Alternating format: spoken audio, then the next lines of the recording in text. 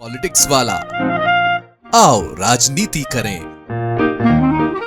मध्य प्रदेश की राजनीति में आरक्षण और धर्म परिवर्तन का मुद्दा एक बार फिर मुख्य पटल पर आ गया है।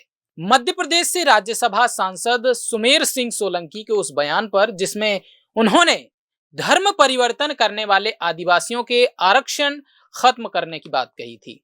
वैसे यह पूरा मामला सुप्रीम कोर्ट के 24 मार्च को आए फैसले पर आधारित है, जिसमें न्यायमूर्ति पी.के. मिश्रा और न्यायमूर्ति मनमोहन की पीठ ने धर्मांतरण से अनुसूचित जनजाति का दर्जा स्वतः समाप्त नहीं हो जाता और व्यक्ति को जनजातीय रीति रिवाजों का भी त्याग करना होता है, इस पर केंद्रित है।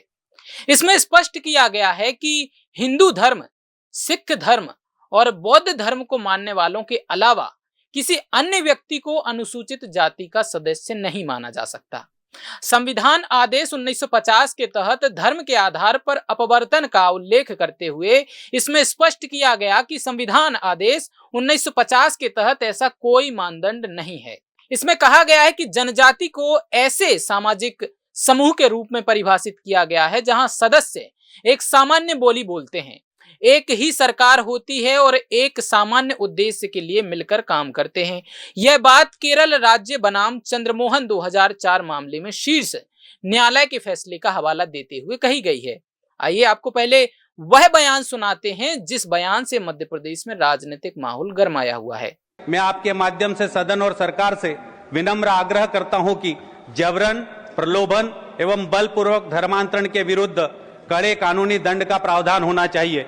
जो व्यक्ति धर्मांतरित हो चुका है उनका आरक्षण खत्म होना चाहिए, उन्हें डिलिस्टिंग भी कर देना चाहिए। ये लोग जनजाति समाज के हक को मार रहे हैं। माननीय सभापति महोदय, जनजाति भाइयों का धर्मांतरण रोकने के लिए संविधान के अनुच्छेद 342 में संशोधन होना चाहिए।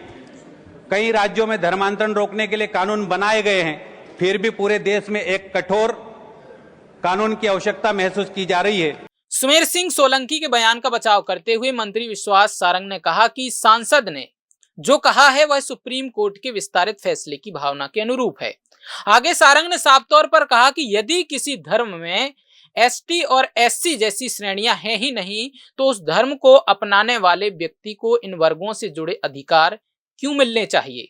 इस पर गंभीरता से विचार करने की आवश्यकता है। ये भी सुनिए। और ये बात सही है कि यदि किसी धर्म में एससी एसटी वर्ग है ही नहीं तो फिर यदि कोई व्यक्ति उस वर्ग में, उस धर्म में जाता है तो उसको उसके अधिकार क्यों मिले। यही बात माननीय सुप्रीम कोर्ट ने कही है और यही बात सुमेर सिंह जी ने कही है। तो मुझे लगता है इस पर विचार जहां जिस स्तर पे है वो होगा। ये अलग बात है कि कांग्रेस हर मुद्दे पर राजनीति करने की कोशिश करती है। सही मायने में आदिवासी वर्ग के संरक्षण के लिए हम सबको पूरा विचार करना ही चाहिए। सारंग ने कांग्रेस पर निशाना साधते हुए आरोप लगाया कि कांग्रेस हर मुद्दे को राजनीतिक रंग देने की कोशिश करती है, जबकि यह विषय आदिवासी समाज के अधिकारों और संरक्षण से जुड़ा हुआ है। उन्होंने कहा कि कुछ धर्म विशेष के लिए लोग आदिवासी भाई बहनों को बहलाकर, दबाव बनाकर और लालच देकर धर्म परिवर्तन के लिए प्रेरित करते हैं, जिसमें पूरे आदिवासी समाज का शोषण होता है। इसी पर मध्य प्रदेश के नेता प्रतिपक्ष उमंग सिंघार ने कहा कि भारतीय जनता पार्टी ध्यान भटकाने की राजनीति करती है। उन्होंने आगे कहा कि सवाल यदि प्रदेश में धर्मांतरण हो रहा है तो उसे रोकने की जिम्मेदारी सीधे तौर पर भाजपा सरकार की है। सिंघार ने कहा कि आरक्षण के मामले में यदि धर्म परिवर्तन के बाद भी कोई व्यक्ति लाभ ले रहा है तो इस पर सरकार को गंभीरता से विचार करना चाहिए और स्पष्ट नीति बनानी चाहिए।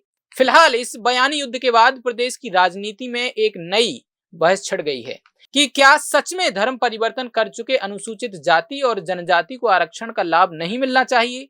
बहरहाल जहां एक और भाजपा इसे आदिवासी संरक्षण का मुद्दा बता रही है, वहीं कांग्रेस इसे सामाजिक विभाजन और राजनीतिक एजेंडा करार दे रही है। फिलहाल इस वीडियो में इतना ही। मिलते हैं किसी अन्य पेशकश के साथ।